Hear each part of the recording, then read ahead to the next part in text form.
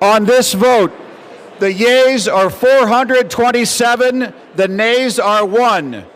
2/3 being in the affirmative, the rules are suspended, the bill is passed, and without objection, the motion to reconsider is laid on the table.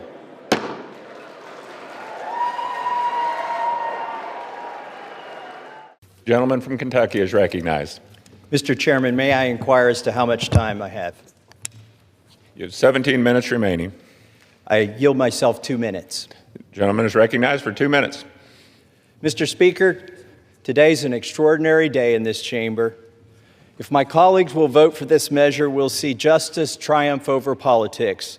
Truth will triumph over deception and obfuscation. Transparency will triumph over dark money. Partisanship will fall away to bipartisanship. Grassroots, the people, will reclaim the people's house with this vote.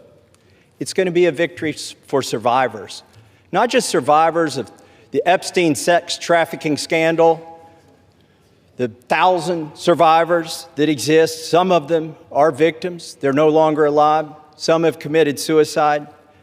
They share one thing in common. Their youth was robbed from them. Much of their lives were robbed from them, but they're claiming it back. We're going to help them claim that back.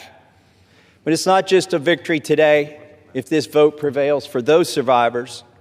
It's a victory for every person, man or woman, boy or girl, who's been victimized sexually in this country. Anybody who's been a victim of sexual assault, or maybe they've been victimized by a family member. Maybe it's not a billionaire, but they're all waiting and watching to see what we do today. They're wondering, if I go to mom or dad, will anything happen? If I go to the sheriff, will anything happen?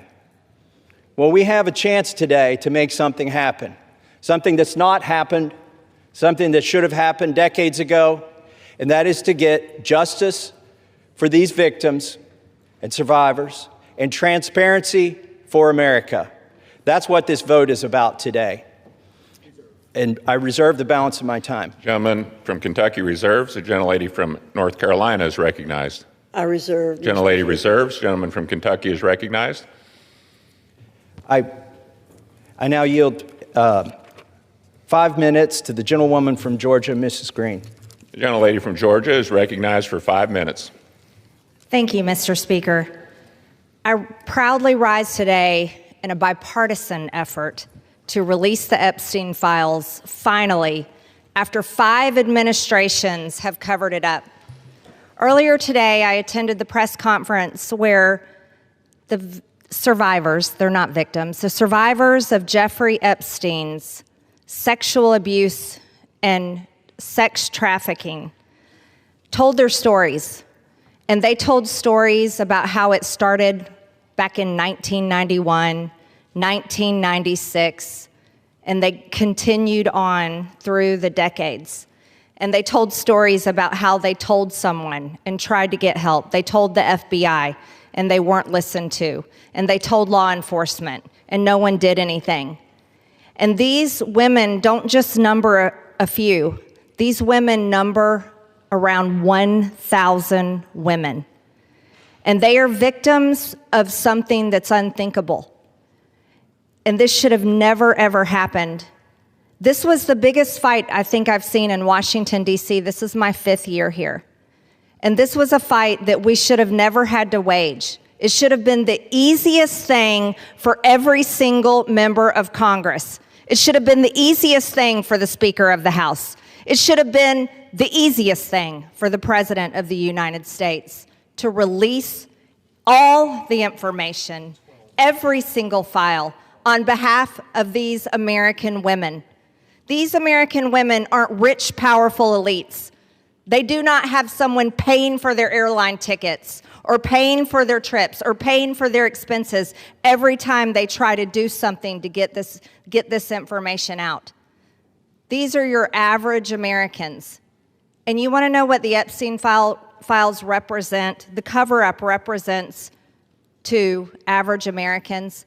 It represents the failures of the federal government and Congress to the American people.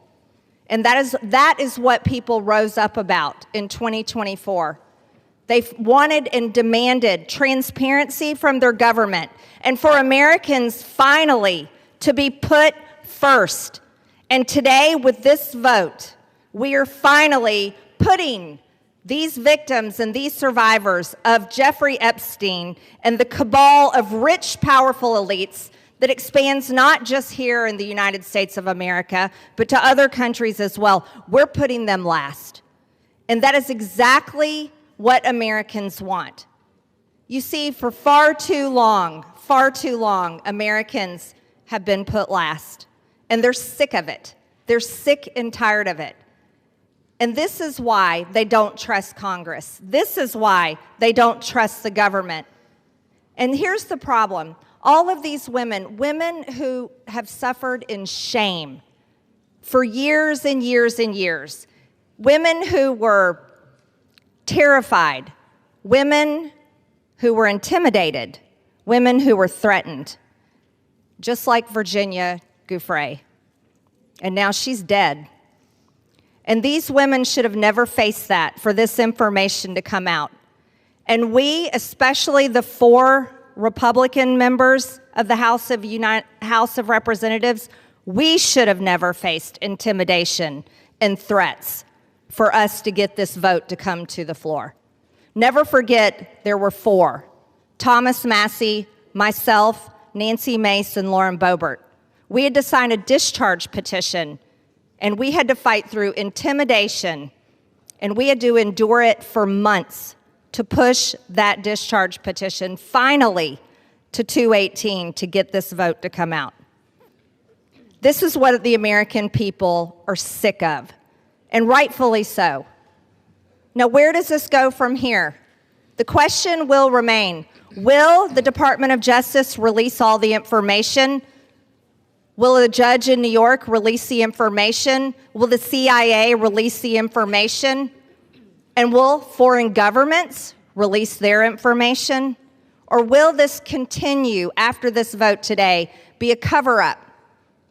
A cover-up of the rich, powerful elites that bond together in sex and human trafficking abuse and all types of global business that enriches them but never serves Americans. The American people will know, and the victims, actually the survivors of Jeffrey Epstein, will know because they know the list of names. And I remain dedicated to my promise to read those names here on the House floor if those women ever find them in a place that it needs to be done. I yield back to Mr. Gentlelady Massey. from